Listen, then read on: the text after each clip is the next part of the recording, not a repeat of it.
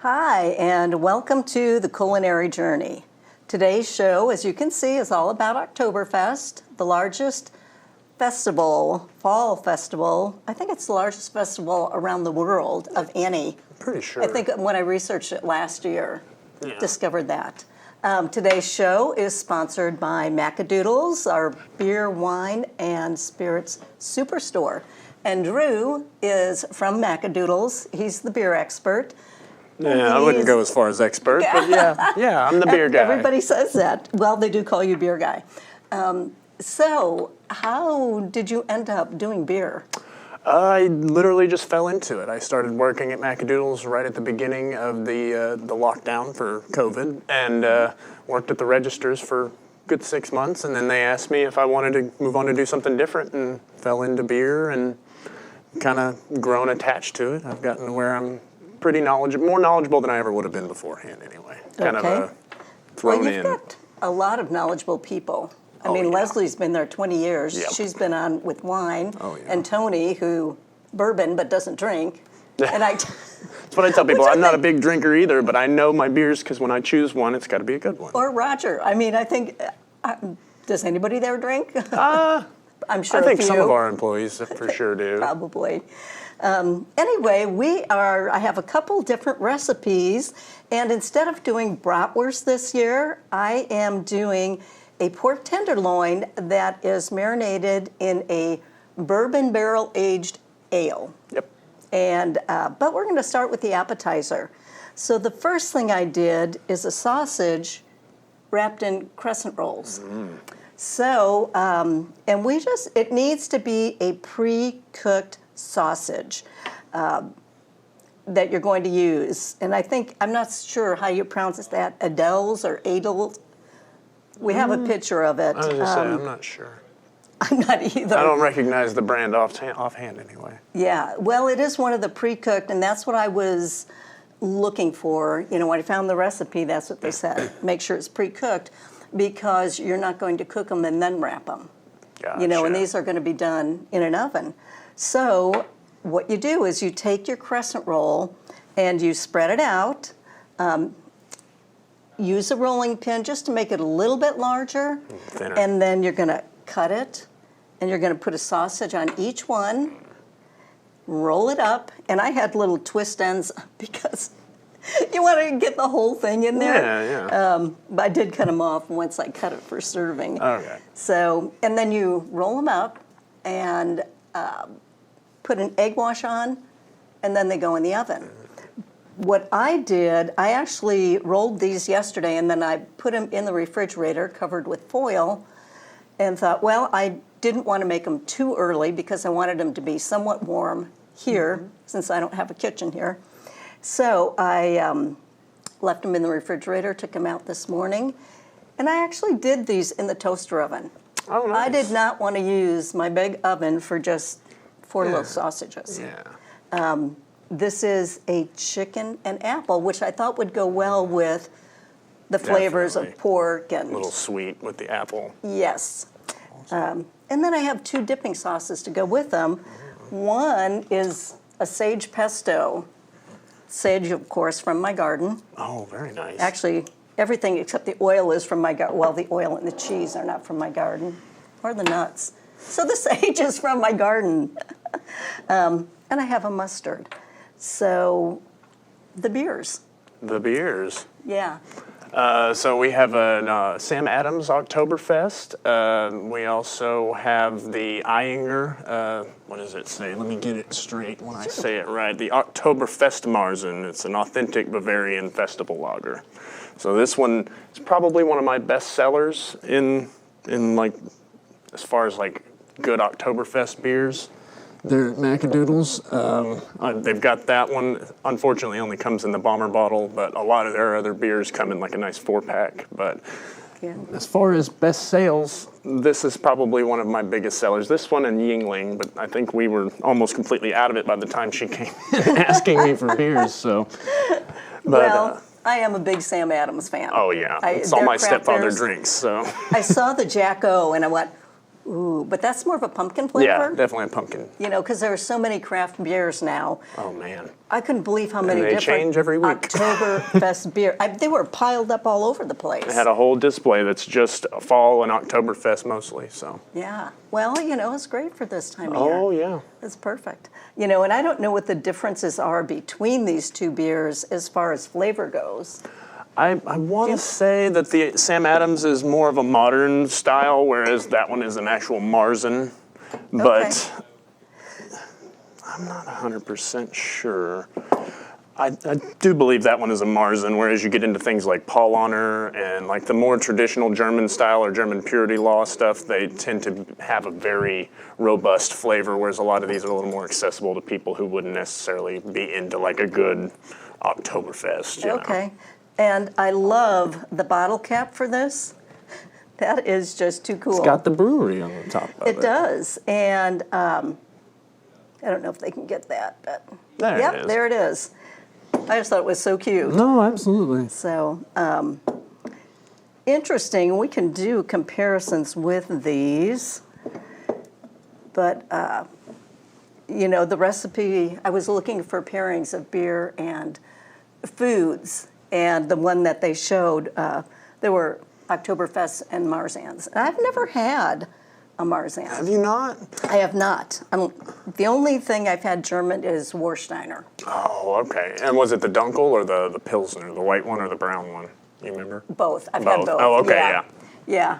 We lived in Colorado Springs, and there was a German restaurant at the bottom of the hill. We looked up. Oh, lucky. And yeah, it was so good. Okay. And we actually ended up with two of these big, beautiful white Warsteiner mugs. Oh, I wish I could get stuff like that in at our store. Every once in a while we get a nice seasonal one, like Paul Honor a few years ago did the ones that comes with the giant 32 or 40 ounce can inside the big glass stein so that you get both when you, Wow. It was really nice. Well, it's kind of funny. The Sam Adams stein and my big Sam Adams stein both came from Macadoodles. Yeah. It was a silent auction, I think about 5 years ago. I remember exactly. You say silent auction. I remember exactly when that was. It was fun. And then my husband got an ice chest or cooler that was Blue Moon. Oh, yep. So we scored big time on that. That was a nice one, too. That one had all the bells and whistles on it. Well, and you don't do that now, which I think is a bummer. What, the silent auctions? Yeah. Oh. I think he does a raffle more like when you come into Macadoodles, you can take and put your name and number on the back of the receipt, and we will put those behind the counter, and then they go through them and raffle them off every so often for all the stuff that's hanging throughout the store or on display, all his cool stuff that he doesn't plan to keep. I'll tell you what, one of the most fun things was the Easter egg hunt. Oh, yeah. That one almost, I was worried people were going to be angry at each other. Everybody was after those eggs whenever they came. They were just walking around the store getting in each other's way looking for eggs. I found it was one of the higher percentages that was up with the Woodford that's like $2,000. Oh, yeah. In that cabinet. Yeah, the glass cabinet there, before they put doors on it anyway. Yes, because that's been a while. I asked Roger about that, and he said he'd think about doing it again. Yeah, no, it was a good idea. It brought in a lot of people looking just for that, if nothing else. So. Well, you could go in once and then go home and come back. Yeah. Yeah. I didn't think about that. Probably isn't the right thing to do. They're probably watching a little better than that, maybe. Probably. You got to look like just about anybody to be able to do that. Anyway, I don't know if you want to try one of these or if you want to wait. Oh, absolutely. I wouldn't mind to try it at all. I think I will go with the pesto, though, to taste. Because that sounds wonderful. Oh, thank you. Yeah, you'll have to tell me how. All right. Oh. Really good? Very. That pesto, oh man. I could probably just eat that pesto. I do sage pesto, cilantro pesto, basil pesto, arugula pesto, and chive pesto. Arugula pesto. I've never even heard of that. It's the best. But you can do pesto pretty much with almost any herb. I'm a big fan of arugula in general, so. Yeah, it's just good stuff. And it's so easy to make an appetizer with. So anyway, I thought it would be fun to do the sage again with pork and just the flavors that we're working with today. Awesome. So anyway, that's number one, the big hit. Okay. I know you have to go to work, otherwise I'd open these and say, Oh, no, if yeah, you'd it's like, fine. I'd be happy to. No, thank you. Hey, I don't think he'd want me drinking before I came in. So. No, I don't think so. No. Okay, second, we have a pork tenderloin. And now, the pork tenderloin, I already prepared. I actually did 2 yesterday. And they came from Ozark Family Farm, which is a local farm where they raise. That explains why that was so much better than it. No, it's Yes, and he's at the farmer's market, I think in Bentonville on weekends, and then Bella Vista on Sundays. And this coming Sunday actually is our last farmer's market for the year until next spring again. boo. I need to get out to that then. Yeah, I mean, good sausages. There's a beef guy and a pork guy, pork and chicken he has. Heck yeah. And then there's a chocolate guy, and I mean, there's all kinds of good stuff. And of course, the vegetable people. I'm always there for vegetables. Yeah, mine's always, I end up finding the hottest peppers I can find there and making a hot sauce out of them after I leave the market. So. Oh, I can bring you some hot sauce. I can that stuff Oh, as we man. brew them. I've got a bottle at home right now that's been aging for about a year that I've been working on that's got a lot of the peppers that my mom had in her freezer before she passed. So I'm making like an honorary bottle of hot sauce. So. Nice. So what beer would you have with that hot sauce? Oh, man. Me personally, I tend to go for like, when you think of like Modelo, like a salt sour beer. Yeah. Anything I eat hot, I need that refreshing aftertaste. That or like a good crisp Pilsner. So. Okay. So salt sour, what do you mean? Like traditional sour beers tend to be things that are like a farmhouse ale, closer to a saison or something, but they have like a natural fermentation that's caused them to have a sour taste. And most modern sours nowadays tend to be more like fruity, and they've added some citric acid or something to it in order to get that sourness, but they're not, like I can't stand traditional sours. They are just too much. They have a funkiness to them that I can't do. But, like if you've ever seen the Modelo's, those brightly colored white and green or white and pink, they've taken to doing like a salt sour like that, and then they'll add a flavor. So like the watermelon's my favorite one. It's just like cool, refreshing watermelon. It's perfect. Yeah, it's funny because I don't like fruity beers. No. No, I love them. give me a good Sam Adams. You want traditional beer. I do. And of course, usually you help me get the Michelob Amberbock. Yep. That's been my latest favorite. That's one I've thought about moving down, but then I wouldn't get to help you. So. I know. Well, and it's a little high, but it's more that it's in there so tight. Yep. But I know that's just the way it is. No, it's the I mean, weight all the shelves ones are made behind and- them, Yeah. One day They're I'll just get new pushing down. shelves. So. Yeah, they ought to do that. Oh no, That I is joke with everybody that if they got new shelves, I would end up not being needed. So I'm well, fine with the don't old want shelves. to do that. Don't want to do that. Okay, so we have, like I said, another pork tenderloin that we are going to go through the steps of the marinade. So Let me move I this have out of it your in way. a baking pan.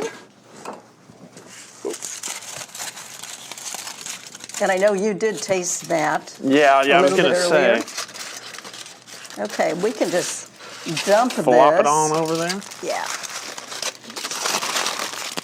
So this is just a nice size pork tenderloin. Not a lot of fat on it. Yeah, it looks nice and lean. Yeah. So the first thing we're going to do is poke it with a fork. And I'll let you poke. Yeah, I'll poke for you. Oh, I won't poke too hard. I don't want to scratch your Teflon. Oh. I go through those. No. No, and the fat's fighting me. I didn't cut any of the fat off because it didn't seem like there was much. It's all on the bottom, I think. Okay, well, A little more. flip it over, Flip it get and do the it other some more. side. Yeah. And then we'll start on making the marinade. This is kind of And again, perfect. this has come from my favorite book. Which fork do you use with your bourbon? I like it. Now, it was kind of funny, it's a beer recipe, but it's because it's a bourbon barrel aged beer that we're using. And you did a little research, so Dragon's milk? Yes, Dragon's Milk. So, as far as bourbon barrel aged stouts, this one's going to be like your bread and butter. This is just aged in oak barrels, got a little bit of vanilla to it. It is just nice and smooth. And it's a milk stout, if I'm not mistaken. Let me get that straight. Yeah, milk stout. They have other ones that are like a white version that's more of a genuine milk stout, whereas this one's just milk based. But it's So what does milk stout mean? They're literally making a stout from milk. Really? Yeah. So I am horrible at trying to explain how those are done. I'm just still learning on like all the details of how the brewmasters even make any of the beer, like the difference between a pale and an IPA and things like that. So I'm not, like I said, not an expert, but I do know as far as like there's not a large plethora in this area of bourbon barrel aged stouts, but as far as like a good one that you're not going to have too much bitterness, like I think this one's only 30 IBUs or international bitterness units. So your standard IPA is usually 40 to 60 IBUs. So this one's going to be, like I said, it's creamy, smooth. It's not quite silk in a bottle, but I can show you that beer another time. Okay. We're going to take a short break, and when we come back, we're going to put together this marinade, and we're going to do a beer milkshake. That's to top off all of this. I forgot about the beer milkshake. Oh, yeah. Okay, we'll be right back. Experience the Macadoodle's difference. Shop leisurely in our friendly and spacious store 7 days a week. Browse our wine cellar. We offer the top labels and hot new wines. Wide aisles, hardwood floors, and easy-to-find, well-lit displays make shopping enjoyable. Customers are our #1 priority. If you can't find something, our courteous staff will assist you, and we'll even help you to your car with your purchase. World-class customer service. Largest and best selection in the area. Low prices. Experience the Macadoodle's difference today. Welcome back. Okay, we are ready to put together the marinade for the pork tenderloin. So it's going to begin with, we're doing just one, so I cut the recipe in half. So I have a half cup of olive oil, and then I went ahead and put the mustard in, which was a half teaspoon of dried mustard, and then our beer. Barrel-aged stout. Yeah, I can't wait to try this. I picked up extras so that I could try. Okay, I'm mixing it all in this jar, and then I'm just going to shake it up before we pour it onto the tenderloin. Here, And then topper that back up for you. we have a half cup of lemon juice. I pre-measured these. Well, actually, it's a quarter cup. Because it would have been a half cup. Yes. And then I have Worcestershire sauce. Worcestershire. tablespoon and a half, and quarter cup of soy sauce. These are really good flavors. I was going to say, it's making me hungry and I just ate stuff. Oh, I'm always hungry. Teaspoon of salt. Just, I like to use kosher salt or salt that doesn't have any yellow pressure. And pepper. Same teaspoon of pepper. And then we're just going to take it and shake it up. Shake it, shake it.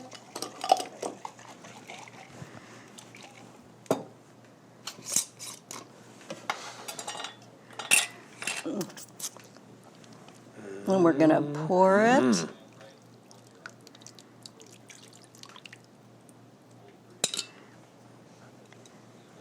And then what I'll do is put it in the refrigerator for 8 hours or overnight. This will be ready for tonight. And then it goes into the oven. Well, first sear it. Take it out, dry it off, and then just take a little olive oil. You can either rub it on or just put it in your pan. Sear it on all sides 1 to 2 minutes, and then make sure that it's in a pan that's oven safe. So you're going to preheat your oven to 350, and set your time for 30 to 40 minutes. You want to check it at 30 minutes. You want the internal temperature to be 145. Now, when you buy one in a package, it'll say 30 minutes per pound. It'll come out dry. Yep. I mean, so I just started researching a bunch of different recipes, and I thought, okay, this one sounds really good Blend them as far as the together. cooking part goes. Of course, the marinade came from the book, but it was really good. Heck yeah, it was. Yeah. I mean, I'm not supposed to know that yet. It's not done. But You've already tasted it. It's Oh, okay. yeah. You can say that. Yeah, so you put the whole pan into the oven and then check it, get your temperature so that it is done.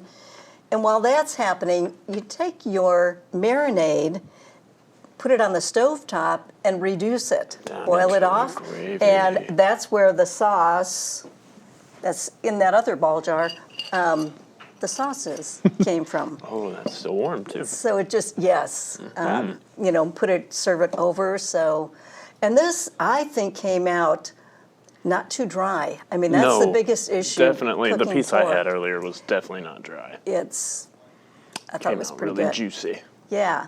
So, we still have another recipe to go. Oh, the exciting one. Yes. So, let's see. Move these. I know this is going to be fun. Oh, I can help you. Can we move this?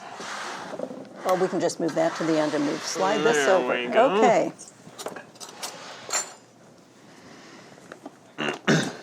My other favorite book for dessert, I was going to do cookies and beer again. You know, I love mixing cookies and beer.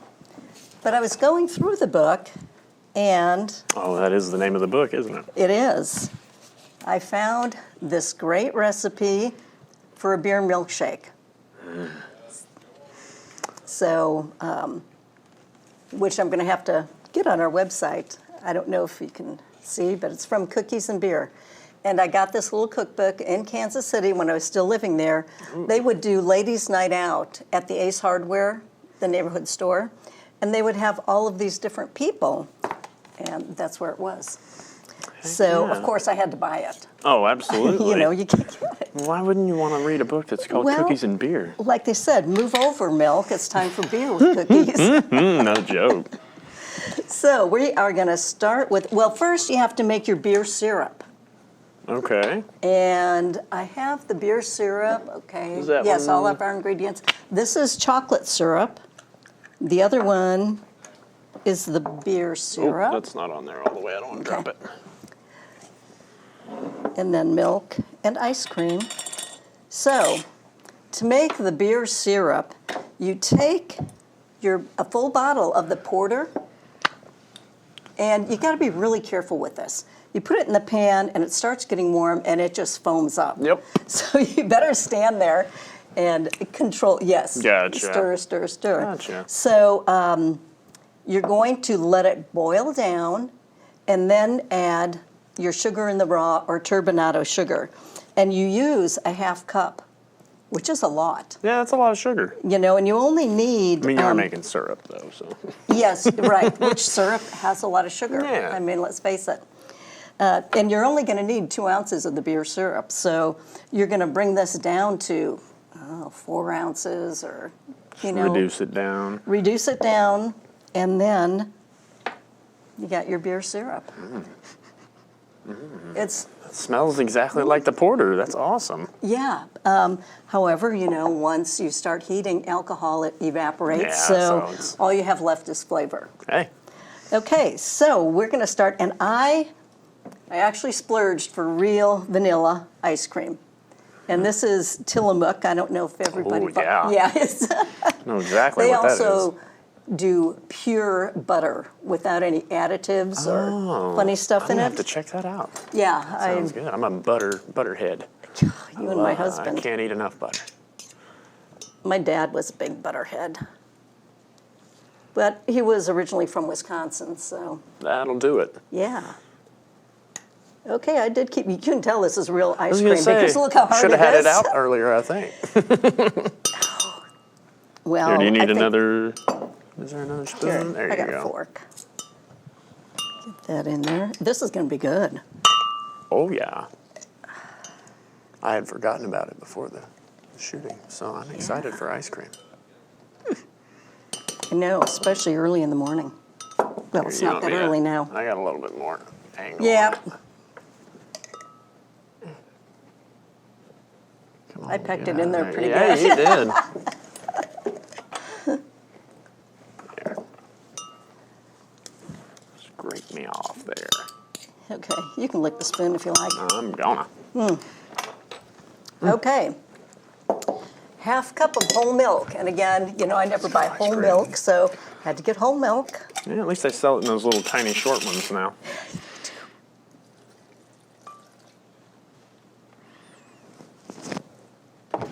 Sure, Then comes ice cream in my baby. 2 ounces of chocolate syrup.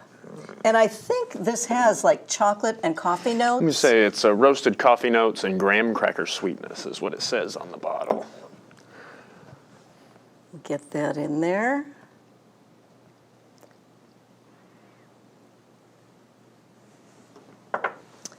And then our beer syrup. Piece de resistance. Yeah. Oh, that looks even better pouring in. Yeah, it looks really good. I did taste a little bit of it. How could you not? And it is really good. Heck yeah. Okay, my hands are clean, everybody. So, now, we're gonna go on and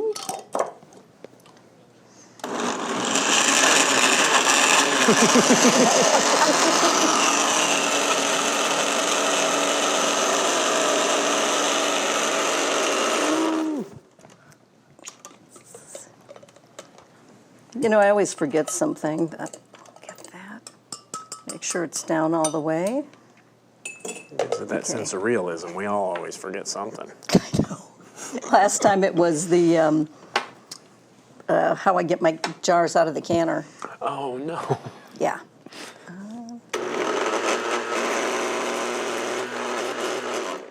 Okay, I think we're there. Woohoo.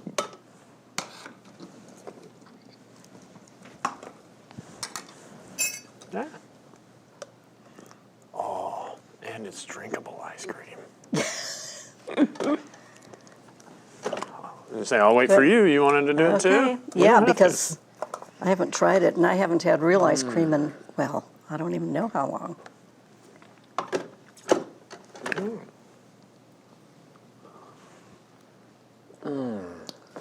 Yeah. That is really, Oh, yeah. this is really good. Now I want a stout.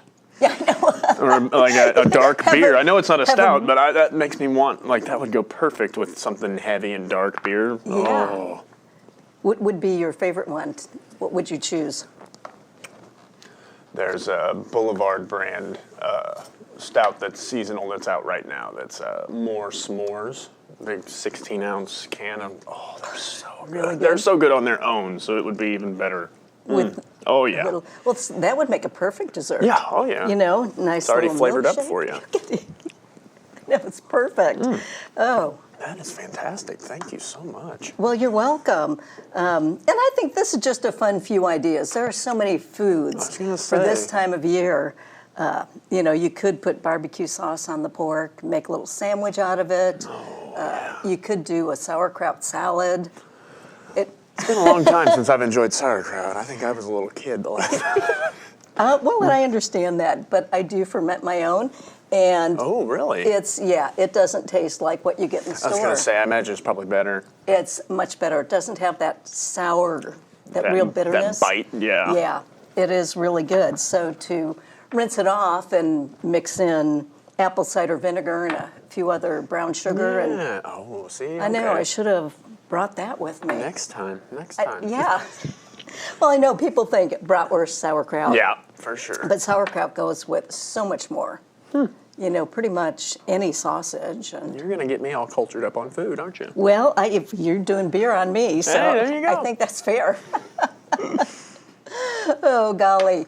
Okay, this has been a lot of fun. And I want to thank Drew for coming out this morning and joining me and talking about beer and all these wonderful little goodies.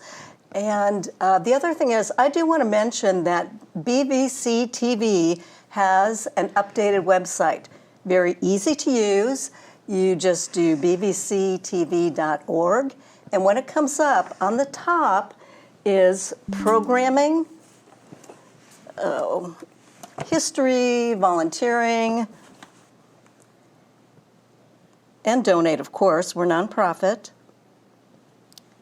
Let's see if I can find it here.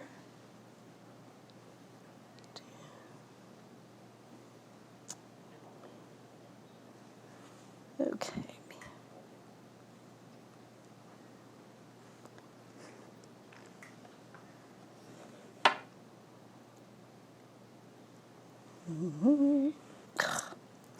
They did, never fails. Never I had fails. it in here. I don't know where it went. Anyway, what will come up is, Is that one? no, this is the other one. No. That's YouTube. On the top, it'll have programming, and you can either page down, or if you hit on programming, it'll bring up all of our shows in the order that they are taped throughout the month. You just put the watch now, and you can watch any show right there on the website. So when you I've don't have to forgotten go this, into. I can go find this video and get the recipe for the ice cream. Exactly. Very nice. Very nice. We'll have all of that there. So anyway, thank you again. Absolutely. And hopefully everybody enjoyed this. And if so, please subscribe. See you next time.